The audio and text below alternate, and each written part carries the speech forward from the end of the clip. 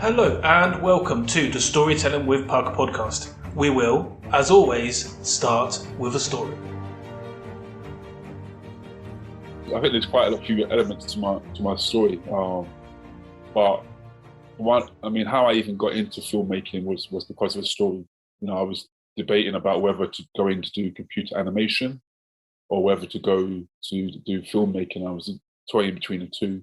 I actually wasn't seeing a film. I can't remember what the film is called now, but I remember seeing a film. It's about a lady's story and the challenges that she had and how she overcame it as a single kind of parent. But that really touched me. It really had an impact on me. And I thought, you know what? I want to tell stories. I want to use video to do that. And so I went to university to study that, and that was a real turning point for me because I didn't really find school easy myself. I didn't really, I wasn't like an A student or B grade student. I didn't find school easy at all. Tell me a little bit more about that. Tell me a little bit more about your time at school. So you said you weren't getting the A's and B's in terms of grades. Do you have any idea of the reasons behind that, where the struggles were coming from, or? Yeah, I think part of it is because some of it was like a lack of interest in. Okay, that's fair enough. Boredom, right? Yeah, lack of interest in some of the things, and also I didn't find it writing easy, and I didn't really enjoy. Spelling wasn't very great. Art wasn't really good at drawing. I liked thinking up ideas and all that sort of stuff, but I couldn't really draw to save my life. And so I know that feeling. I can't either. It was all those kind of things, it was finding those things quite hard. So it's hard to find it hard to do it, and also find it hard to engage with what the actual how they're doing it. That's why, for example, later on in life, I ended up working in a school myself, and we're working with quite challenging children. And what we used to do, we would actually, for example, if the child had an interest in football, we would change everything to be about football. All right, let's write a story about, your favorite football player. The kid is engaged, gets the work done, Or if he's into Sonic the Hedgehog, all right, let's write a story about Sonic the Hedgehog. He gets the work done, And so I wish I had that in some ways being tailored a bit more towards what maybe I was interested in, Was it too much kind of a broad outlook from the school and the teachers? And this is not an attack in any way, shape or form, by the way, on teachers. I think they've got such a hard job. But when you have, I don't know what it was like for you in your school, but I know in my school, I was in classes with 30 plus kids a lot of the time. When you have that many kids to look after, it can sometimes be really hard to tailor the teaching. But it means that a lot of people miss out. But was that what was happening? Was it kind of a broad way of teaching and not giving you enough focus and enough of their time? I just maybe didn't really engage that well. And all of us are learning the same thing. So that's probably what I find it quite a struggle. Looking back, actually, when I think about how I learned, really, is I learned by projects. I learned really by saying, you know what, maybe we've got a project idea, maybe we've got a task that we want to do, and we can work towards creating that particular project. I like an outcome, Often when I'm writing an essay or doing a list of sums, all right, well, what now? What are we going to do with it? It didn't really spark me. But if I had maybe a project like, so you know what, Tim, I want you to maybe do these sums because we're actually going to be designing some sort of robot, or we need to work out a budget for some sort of project that we're going to be doing. I like knowing that we've got this sort of end goal at the end. That's what I realize how I feel. That's why I like filmmaking, because I can read up loads of books and work really hard, and at the end I've got a film to show for it. You're listening to Storytelling with Puck, the podcast designed to show the power of stories in life and in business.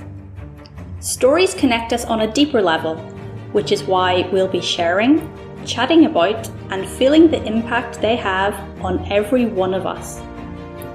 Your host, Stefano, is the founder of Puck Creations, and we work with your business to define a clear, consistent, relevant brand which stands out from the crowd.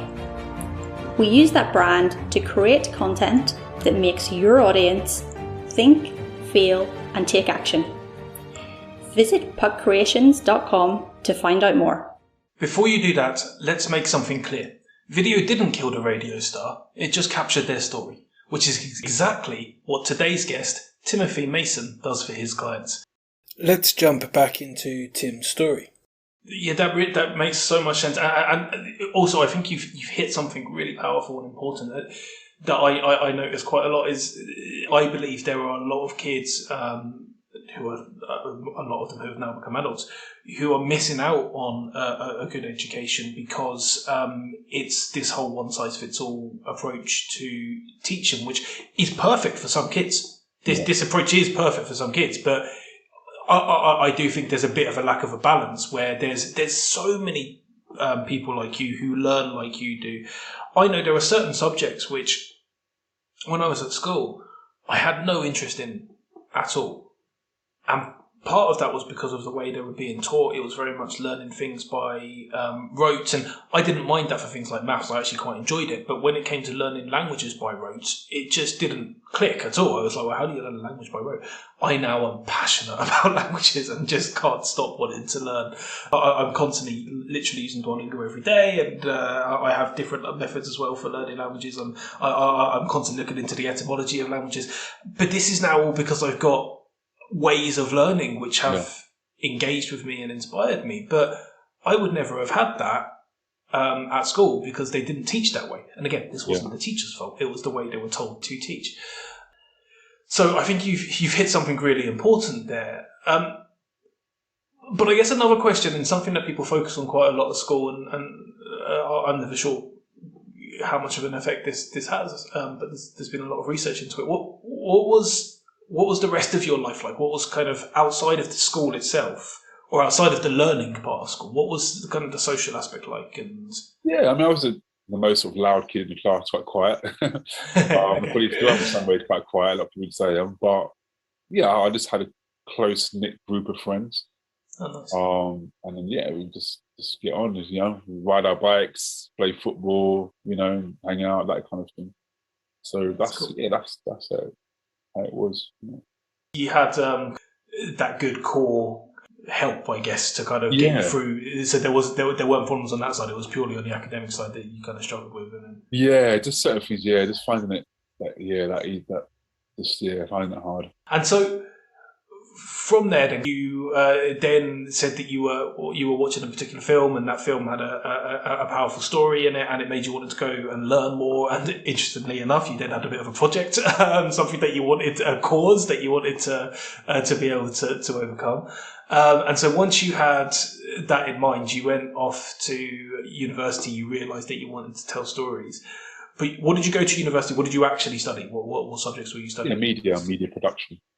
Okay, and so in media production, I don't know a lot about that subject. What are they focusing on? What are they trying to teach you? Is it more technical, or do they also focus on stories? No, it was broad. It was media production. It includes journalism, advertising, photography. So, I documentary making, filmmaking. So I focused on obviously filmmaking. So I focused on script writing and directing. Because at the time I wanted to be I wanted to aim to be a big film director next to Steven Spielberg. That's you still can. There's loads of time left. Loads of time left to. Yeah. But that changed anyway. I mean, I wanted to. That was my real focus. But then, and so I started to work really, really hard, read lots of books. Even my mum was sort of changing me. She was like, if I knew you were going to be like this, I would have sent you to university years ago. So I really just began to work really hard, read books. Write every day. I was working on the script every day. I was getting up and just writing in the morning. And, but actually during the time at university, the whole culture of university, a lot of it's around drinking or raving, partying. That's university life. But I got a bit dissatisfied with it already, got a bit unhappy with that, living that way. Mm-hmm. And I thought there must be more to what I'm doing. I know I'm getting education, but I must be more. And I actually ended up becoming a Christian. Okay. That was another turning point. So just to be clear, before you were at university, were you religious at all? Did you have any religious? I grew up going to church and so on, but I never had any sort of relationship. I didn't even know whether God existed or not. Okay. But when I became Christian, I realised actually that God was real. And then that really turned things around. for me, to the point where I actually changed my whole career. I didn't no longer want to be a big film director. God said to me, it's actually about people. It's about actually investing in people. And so I actually thought, well, who can I invest in? Well, the most vulnerable people are, I think, children and young people. So then I ended up working in trying to do youth work. But with youth work, you need a youth work degree, they said, to be a full-time youth worker. And so I ended up leaving that. I didn't want to go back to university again. So I ended up leaving that and actually actually going into primary school teaching. Oh, wow. On a PGC course for that. But same again. So tell me a little bit more about that. How long were you there? And considering what we just talked about in terms of trying to engage kids in different ways, and I guess it's slightly different in primary school, but again, there's still lots of individual needs. How did you approach it, and where did it go? Basically, I ended up, because basically someone suggested me, why don't you try and because I couldn't teach media because I never had no TV or film industry experience. I just come out of uni. So my brother actually said to me, why don't you try and do primary? My brother's a teacher. I said, why don't you go and do primary teaching? You just need a degree, So I went in to do the PGC course, but I found it very hard. I didn't have much experience in teaching before that. Didn't really enjoy it as well because there's a lot of pressure. A lot of pressure, a lot of paperwork, and actually very little time really, I felt, really actually spending time with the children and encouraging them. So I ended up leaving that and actually working in a school because the whole idea was for me to actually go do some year experience and go back into school and finish my PGC course. But I ended up working in school and as basically doing behaviour support. And I was probably one of the very few primary schools that haven't got many guys. So there's very few guys in there. I was probably one of the few in the whole school. But then I began to support children, young people, also children. And then I also started using my filmmaking skills as a way to engage them. For example, one child I was working with, he refused to do his work, being really bad, So I said to him, if you just get your work done, you can come and do a film with me. Literally 20 minutes later, he basically finished his work, came to me, and we went out and we made a little film together and stuff like that. So I began to use my filmmakers as a way to engage them. And then, That's amazing. Again, I think you've tapped into a few things we've really talked about there, but almost from the other side. So the challenges that teachers have, which I think proves a point we were making earlier, that it's really hard to engage people as individuals and to tailor subjects because there's so many kids to look after, and there's so much pressure coming from all sides, and so you felt that, right? But then you also did tap into, actually, there are times where you are able to do that, and you were able to focus on some of the kids who were having particular challenges, especially behavioural challenges, and say, hey, look, I've got something which I think you'll enjoy, but let's work out what you can do for us before you get to enjoy that kind of. It's clever. It's a really good way of doing it. So that was your focus for a while. You were working with those kids who had behavioural challenges, and how did that develop and start to move towards where you are now? Well, I basically started doing more filming for the school because I knew I had a media degree. So I started to film stuff for the school. I set up a film club in the school, which was very popular. And I really enjoyed it. I remember taking some children down to a place in Luton called the E-Learning Centre, which had TV studio. I don't actually know where that is, but a lot of our listeners might not. So keep going. It had the TV studio. It had MacBook computers, a whole suite. I remember just sitting a child down on the editing suite. He said straight away, "This is what I want to do. This is what I want to do for a job." And just really encouraged by how inspired so many of the children were. But then at one point, they started selling my DVD to the school. And I was like, wait a minute, I'm not even getting paid for this. Why are you selling it? At least they were entrepreneurial, I guess. so that made me think, I need to set up my own. I set up my own business. And then I set up creative film workshops, which is about helping young people and children through filmmaking, basically. And I'm still doing projects with that. Probably the first projects I did was one called School Life, And that took a group of young people who were at risk of exclusion or had already been excluded from school. And they were like between the ages I think the oldest was maybe 10 or 11. No, sorry, from 10 or 11 to about 14, 15. Okay. And so I taught them how to do interview skills, taught them how to film little clips, and they begin to tell their story about school. A lot of it was very negative because of the kind of kids that they were. But also they spoke about bullying. So we did a video around tips if you're being bullied, what you can do, tell a trusted adult, told your TG, your parent, and so on. But at the end of the project, one of the girls who refused to go to school for 2 years, she went back into school after that project.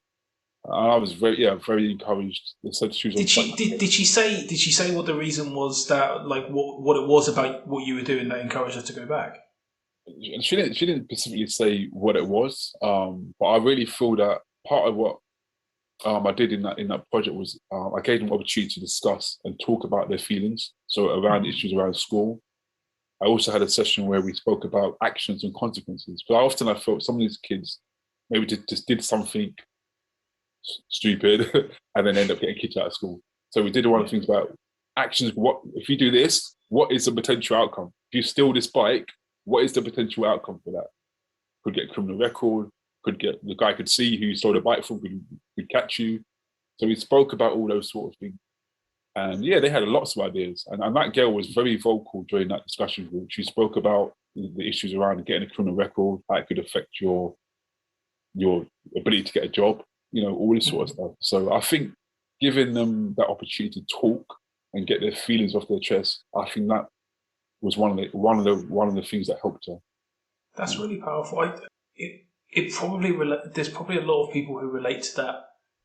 Not just kids at school, but all over the world who think, I just want to be heard. And you sat back and said, okay, I'm listening. Asked a few questions and then sat back and said, okay, I'm listening. But then you filmed it and, for the project purposes. But to their minds, I guess, it was just the fact that they were being listened to. Yeah. That's huge. Well done. Yeah. I was very encouraged. It was one of my first projects. I was nervous seeing the boss who hired me to do it and stuff, and very, very nervous about it. But she was like, "You need to track the rest of them." She's come back into school. I was like, "Really?" I was encouraged. I was really encouraged. There's so much power in listening. It's clear to see that the work our guest, Timothy Mason, has been doing is worth more than we could ever imagine. I hope you're enjoying listening to this episode of the Storytelling with Puck podcast. Tim has an incredible story, and for each person he interacts with, there are more and more fascinating parts being added every day. He also sees the power in stories for your business. We'll find out more about that soon. First, Tim gives the people in his videos the power to speak, something the next voice you'll hear definitely relates to. Jackie Goddard, take it away. My creativity at its best, it's a real exploring, it's a surprising journey. I think creativity is just the antidote to insanity, and it's productive originality. Surprising answers, inspiring stories, motivational, educational, inspirational. Wise words with Power to Speak the podcast. Find us on your favourite podcast platform or watch on YouTube at Power to Speak the podcast with me, Jackie Goddard.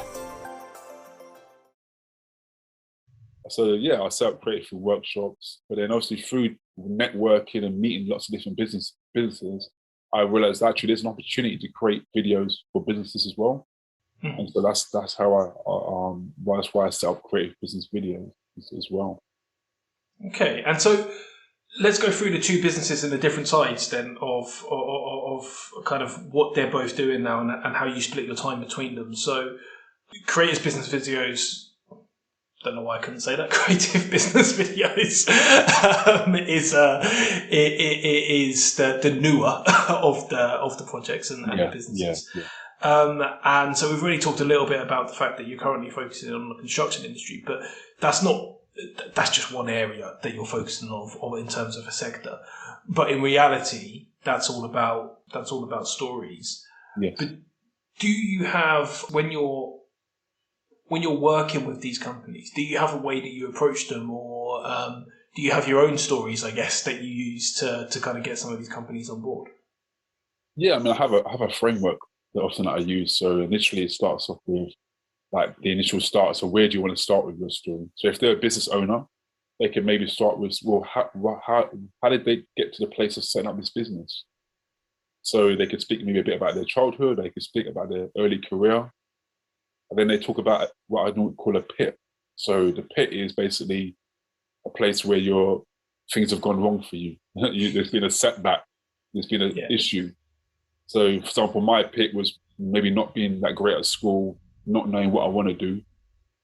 And then, so I begin to search. So maybe they look for try different jobs, do different roles, still not happy, still not satisfied. And then they overcome. They find out, actually, you know what? I know what I want to do. I want to set up my own business. And then they talk about the reasons why they set up their own business, and it goes from there. There's often beginning part, then it's like a pit issue, and then it's search, and then it's solution after that. So I take them through those kind of steps. Okay, that makes a lot of sense, and so it gives them a bit of an understanding as well of what you're going to do before you start just filming something and saying, we need a story. Just Because you write down the main points. Like, I'll work with them on that. So we say, okay, what's going to be your pit moment? What's going to be your start? Where do you want to start? Maybe it's not appropriate to start right back at your childhood. Maybe it's what you want to start. Well, when I was 2. I remember my birth really well. It was traumatic for my mum, but it was worse for me. I haven't been right since then, really. So just where do you want to start, and then go through that. I remember I didn't do a story for this guy, but I remember talking to someone, and he started out when he lost his job at a big manufacturing company, and then he didn't know what to do, this and that, a risk of losing his house, all this sort of stuff, and then he ended up setting up his own business, and then he went from there. So fantastic. So it's just, I think the main thing is just having clear points about what you want to share in your story and cover that, because obviously you need to tailor your story for different audiences.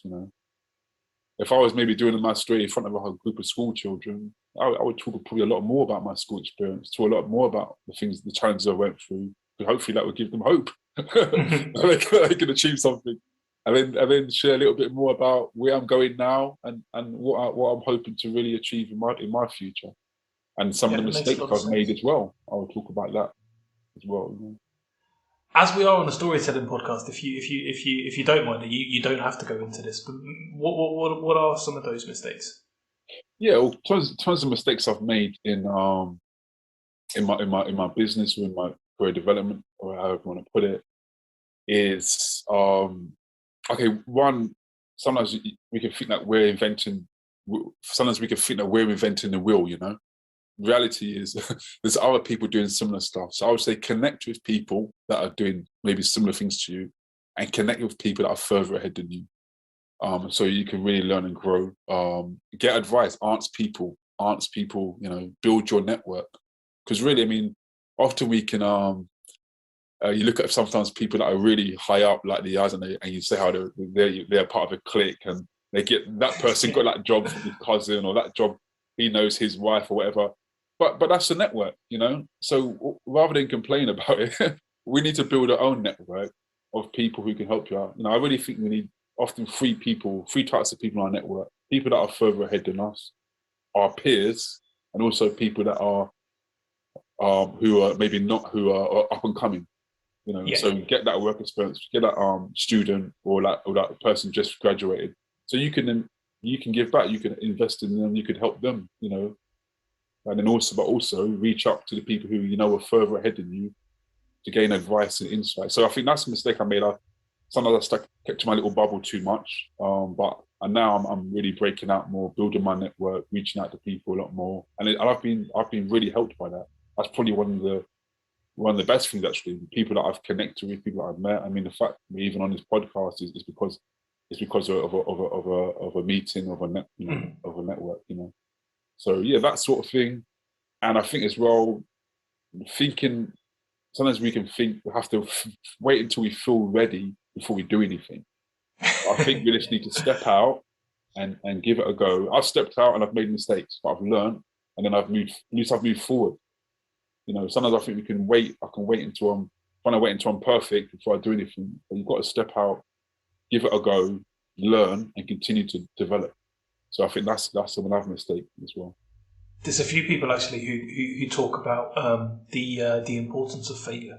If you've never failed, you've never tried. I think it's a bit of a cliche saying that, but there's so much truth to it. It's if you don't give something your all, then the chances are you might succeed at doing something halfway, but actually that doesn't really get you anywhere. So what kind of success is it? Is kind of the question. It's good to fail, but it's hard. It's hard to get your mentality into that. And you mentioned earlier not wanting to reach out to people in different worlds. You wanted to keep to your own bubble because I don't know. Maybe I'm wrong on this, but the way I see it, and I've had this, and I'm sure lots of other people have had this. There's a bit of a fear involved sometimes of what if I do make a mistake? So you don't want to reach out to people. Was that part of the reason you didn't reach out and made that mistake?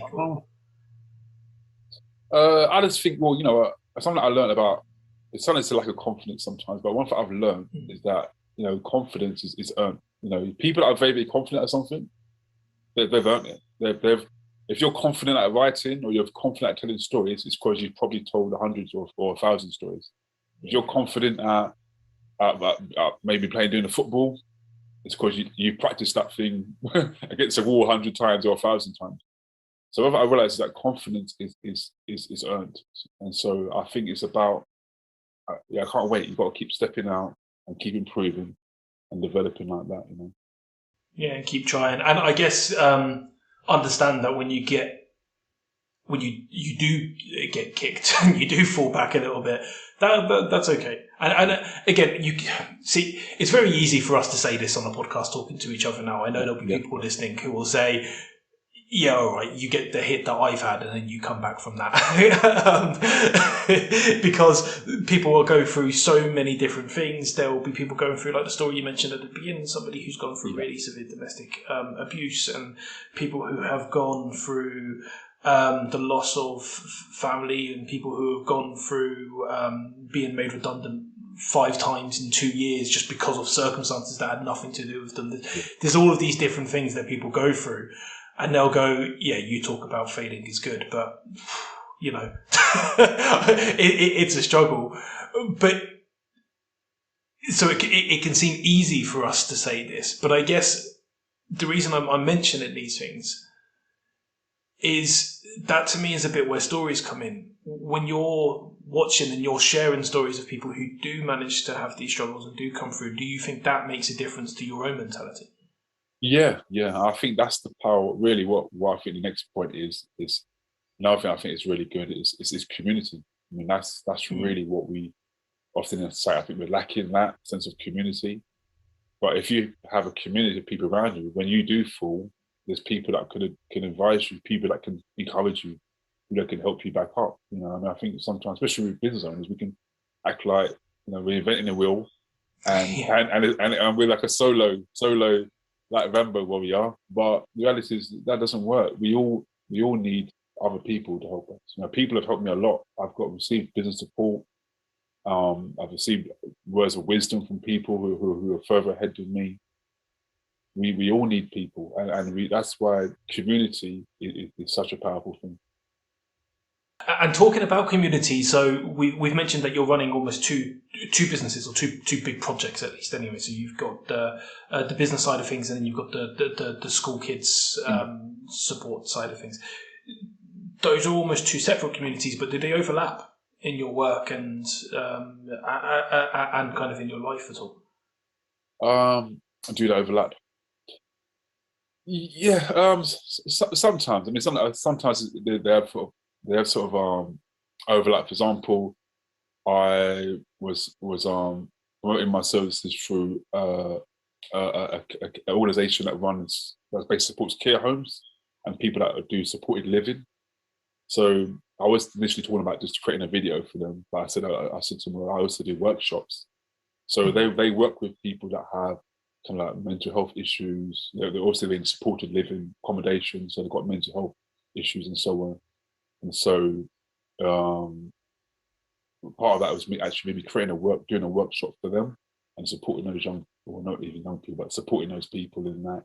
So that's where it sort of overlaps in terms of doing a workshop for more adults and people that maybe have additional needs and so on. But same, you know, I mean, I did actually a workshop.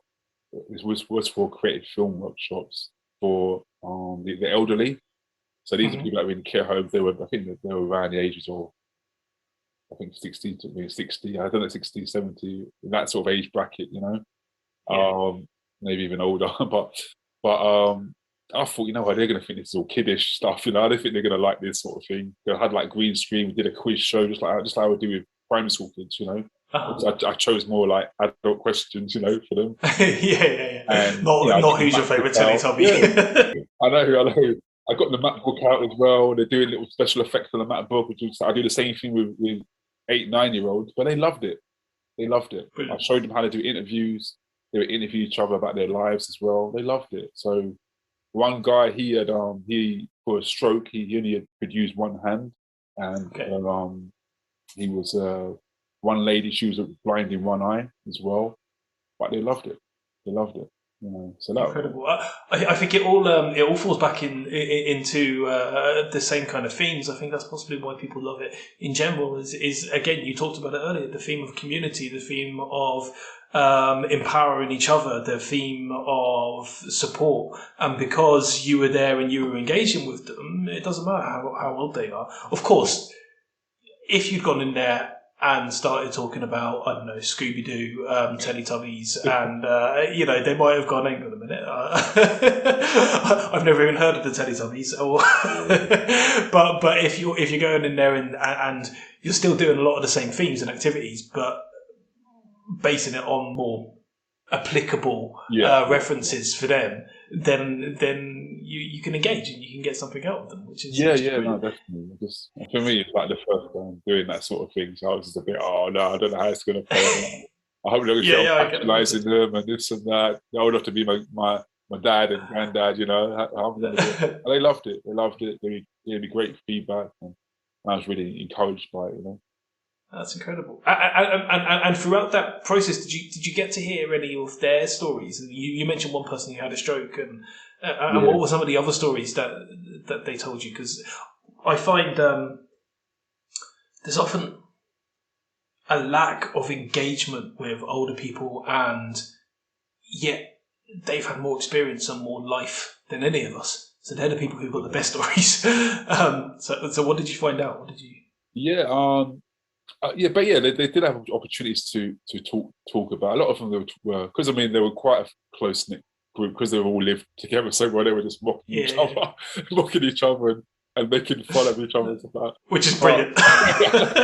They really, but they were asking questions about maybe their family, about their children and stuff like that. A lot of it was around that kind of thing, really, and what their interests were, their hobbies were, and stuff like that. That's what they were talking a bit more about, as well as just mocking each other a lot, which is just hilarious. I can imagine they do it every day. One lady was mocking me as well. I was just I didn't know how to take it, because she was like, a lot more older than me and stuff. I was like, is she being serious or what? And she's like, I'm joking. Yeah. And so also you did you feel a little bit like you couldn't fight back, because if you're being what you always have to just say, okay, you're older than me, I respect you. Yeah. Sometimes, yeah. I know. I was just trying to be professional and respectful. Yeah, I bet. It was a good time. Yeah, I enjoyed it. That's brilliant. So you've kind of pieced together now, and it's been absolutely fascinating. I've loved every moment of finding out kind of where you came from, how you managed to I guess you almost spoke about your own almost hero's journey, the challenges that you had at school, the academic challenges that you had at school, and then how you managed to turn that around, and how you managed to go to university, how you had a focus, had something to learn, you had a challenge, you had a goal. And then we've taken that to where you are now. We've run 2 businesses and actually almost going full circle in supporting other kids who need that support, and also supporting businesses who, I think your business and our business have similar goals, is to support businesses who are brilliant at what they do but don't know how to tell anyone about it. So you're helping those businesses in a similar way, and I've absolutely loved all of that. But the central theme has been stories, which is obviously the central theme of our podcast as well. You mentioned a few of them already, but is there one particular story that is always kind of running around in the back of your mind, that it's either your own story or something you've heard or something you've seen that you just think, I just need to get this out? Yeah. I think it just goes again about young people again. I mean, for example, I remember doing a project with a group of young people who had kind of anxiety, mental health kind of issues. Some of them would struggle to even basically come to some of the lessons, but they came to my workshop every week, and we basically, I gave them a theme. So the theme that I gave them was determination, and they could create any film around that theme. And they, because they were into video games, they did it around Minecraft, trying to get to the level and all this sort of stuff. But they, they created a film. They did the different roles. One person was the camera person, one person directed, one person was in charge of writing the script. There's only like 4 of them, but they created a film at the end, and then they ended up presenting it. So they invited their parents, social workers, the head of the school came to it, and then they actually were able to then present this film and talk about what they've learned about it. But in doing that, I mean, I could see one of the guys who was literally like shaking with nervousness about the whole thing. But in my mind, I was like, I got to put you out. You got to rise up to the challenge, And yeah, he was a bit nervous, maybe even more nervous because of his anxiety and so on. But he did it. He spoke about what he learned. He said about how he learned the skills and what he got out of it. He pressed play and showed the film that they all made. And yeah, it was a great opportunity for them, So that was something I thought was really, really encouraging, because these were the children that have, or young people. These were like between the age of 14 to 16. These young people that have a lot of challenges in their life, but they were able to come out every week to my workshop and create something which we could show. So yeah, that's probably one of the kind of stories that I have. It's powerful, and I think what I take as well is from that story is all the other people it impacted. So it impacted directly, obviously, the kids who were involved. Yeah. But it also impacted the social workers who came to see them, the parents who came to see them. It impacted you. Yeah. The teachers, and that's, to me, is what stories do. If I write a story, I'm just in the process of writing. It's impacting me in some way. Mm. But then when people read that story, even if the impact is, God, I never want to read any of his stories again, they're so boring, there's still an impact that people have seen something and felt something. And I think it usually then forms or evolves into building connections. And I think that's what you do really well with all of your workshops and all of your videos. So I would like to offer you a little bit of praise and say well done for everything you've done, because I think it's fantastic, and the business sounds incredible, and the work that you do with the kids sounds incredible. But also there will be other people who will be thinking, okay, get on with it, how do I find this guy? I need to hire him. So can you please let them know where they can find you? Yeah, also I'm quite, you can use me on LinkedIn. You can find on LinkedIn under Timothy Mason, or you go to www.creativebusinessvideos.co.uk. That's my website. All my business details are there. I'm based in Luton, but I can travel. Travel anywhere really to create that video. Amazing. I'm sure there'll be lots of people taking you up on that. But for now, once again, thank you so much for coming on the Storytelling with Podcast.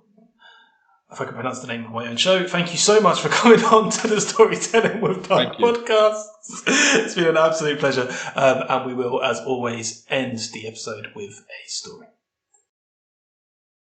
I read an end-of-year report from an old English teacher the other day.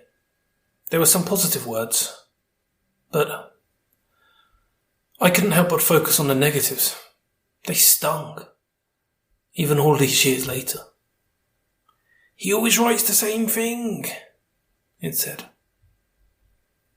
If I'm honest, I'm not sure what I always wrote about, but my teacher's comments were probably true. I should say I was only about 8 or 9 years old at the time. There were a few things I loved, and I loved to write about them. Football, computer games, and spending time with my friends down the street. It'd go a little something like this. "Today I got up, I went to school, then I did some lessons and had break time. At break time we played football, but it was only for a few minutes because we had more lessons. At lunchtime we played for much longer, we ate and played some more. It was really fun." The above isn't an actual story, but it'll give you an understanding of my interests and style at the time. I've been going through some old documents and reports, which is where I found that English review. A little deeper, and I found some songs I wrote a few years later. The themes had changed, although friendship still played a part. As I read, I wondered how I ever managed to pass any exams with such awful spelling and grammar. I think I improved in formal essays. Writing songs was all about getting my pen to paper as quickly as possible. Nobody was reading them. They might listen once per year when I was brave enough to perform, but nobody was reading them. Still, something was niggling. How did I ever become a writer with standards like this?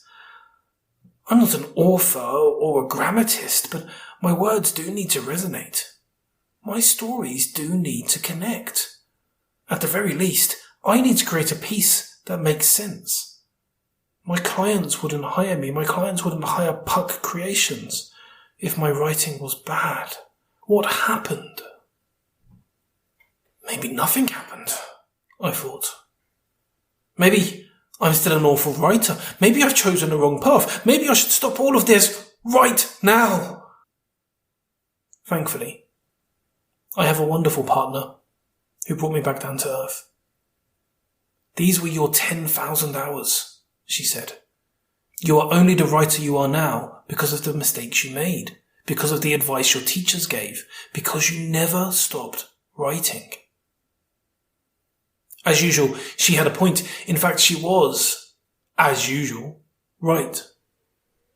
Even now, even reading this to you years later, as a professional, I'm still going to make mistakes. I'm still going to read back on this work years later, and I'll probably still see all of my errors.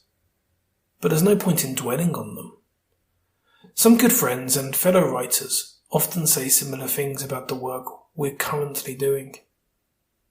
They say, it's okay to give ourselves an honest critique, but honesty means seeing the positives too. I continue to read the reports, my exam results as well. When I took off the blindfold, I realised that my reports were positive and my results were too. I was given notes, as every child was. I learned from them, and I'm still learning. My greatest lesson this time is to remember who I am and why I do what I do. My work produces positive results for my clients. There's a whole process involved in making sure I'm getting it right. Writing, rewriting, editing, proofreading, receiving feedback, acting on that feedback, and more.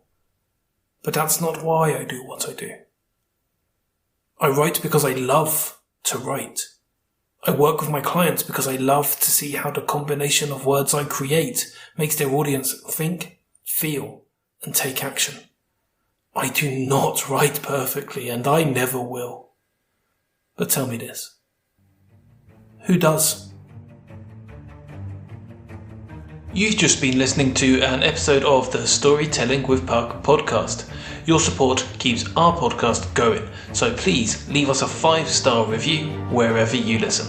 Subscribe to keep up to date with the latest episodes, and never forget the importance of sharing your stories.